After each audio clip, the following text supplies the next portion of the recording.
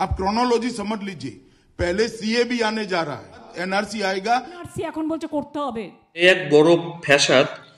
আপনাকে ইন্টারভিউ দিতে হবে, কাগজপত্র জমা করতে হবে ভারতের নাগরিকত্ব নিতে। 11ই মার্চ অফিসিয়ালি গ্যাজেট নোটিফিকেশন জারি করে দিয়েছে কেন্দ্র সরকার, এবং তারপর থেকে অনলাইনে আবেদন শুরু হয়েছে সিএএ এর জন্য।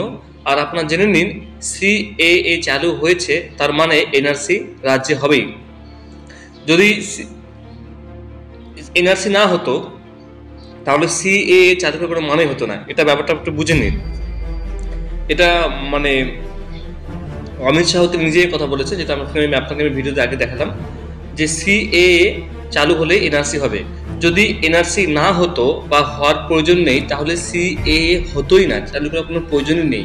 কেননা যারা হিন্দু, শিখ, পার্সি আছে তাদেরকে এনআরসি করে কখনো বের করতোই না। এদেরকে যেহেতু এদের কাছে কোনো ডকুমেন্টস নেই, প্রমাণপত্র নেই, তারা দেখাতে পারবে এনআরসি শুরু হয়ে গেলে, তাদের জন্য কিন্তু এই সিএএ সার্টিফিকেট দেওয়া হচ্ছে। বাকিদের ক্ষেত্রে এনআরসি শুরু হয়ে গেলে দেখবেন হিন্দু, মুসলিম সবাইকে কিন্তু প্রমাণ দেখাতে হবে। কিন্তু যদি আপনার কাছে সিএএ সার্টিফিকেট থাকে তাহলে কিন্তু আপনার ক্ষেত্রে এনআরসির কোনো প্রভাব পড়বে না, আপনার কিচ্ছু হবে না। ভারতের বাসিন্দা বা ভারতের নাগরিক হয়েও যদি আপনার কাছে কোনো প্রমাণ না থাকে তো আপনি সিএএ এর জন্য আবেদন করতে পারেন। আবেদন করার পরে আপনার প্রমাণপত্র প্রায় মিনিমাম 6 বছর ভারতে থাকলে কিন্তু আপনি ভারতের নাগরিকত্ব পেয়ে যাবেন। 31শে ডিসেম্বর 2014 সালের আগে আপনি ভারতে আসলে এবং মিনিমাম ভারতে থাকার আপনার 6 বছর বয়স হয়ে গেলে আপনি কিন্তু এখানে আবেদন করে ভারতের নাগরিকত্ব পেতে পারেন, কোনো ভয় নেই এখানে, ঠিক আছে। এখানে আপনাকে অনলাইনে এবং অফলাইনে দুটিভাবে আবেদন করতে পারবেন। আবেদন করে আপনার ইন্টারভিউ হবে, ডকুমেন্টস চাওয়া হবে। ইন্টারভিউ করার পরে আপনার যদি ঠিকঠাক মনে হয় তাহলে আপনার সার্টিফিকেটে সই করা হবে এবং আপনাকে একটা শপথ গ্রহণ করতে হবে। কি বলতে দেখুন, নথি চাই, দিতে হবে ইন্টারভিউ, অমিত শাহ বললেন। আবেদন বাতিল হলেই সংশয় নাগরিকত্ব। আমরা তো দেখে নেবো আজকের খবরে এটা কি প্রকাশিত হয়েছে।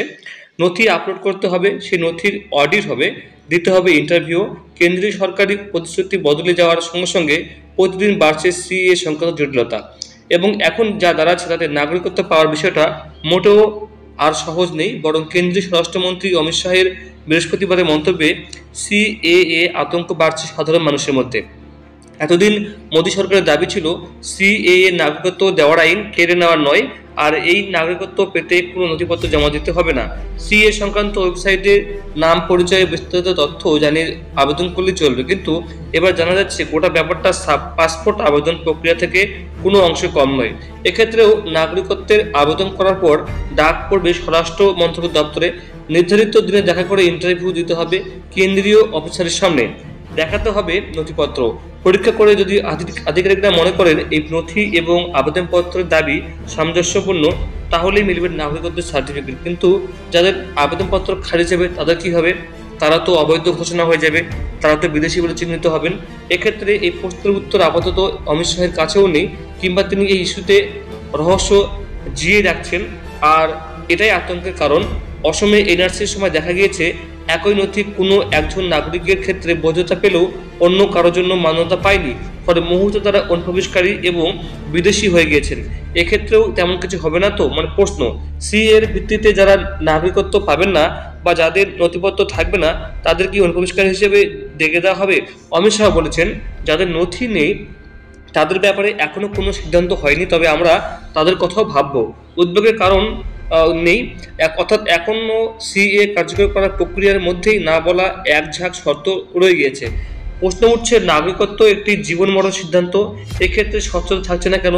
বিভিন্ন বিরোধী রাজ্য জানিয়ে দিয়েছে তারা সিএএ কার্যকর করতে দেবে না, কিন্তু কেন্দ্র সরকার বলছে কোনো রাজ্য এটা আটকাতে পারবে না। সংবিধানের 11 নম্বর ধারা অনুযায়ী নাগরিকত্ব নিয়ে রাজ্য সরকারের কোনো অধিকার নেই, সবটাই কেন্দ্রের বিষয়। তিনি আরো বলেন এই বিষয়টা মমতা বন্দ্যোপাধ্যায়রাও জানে।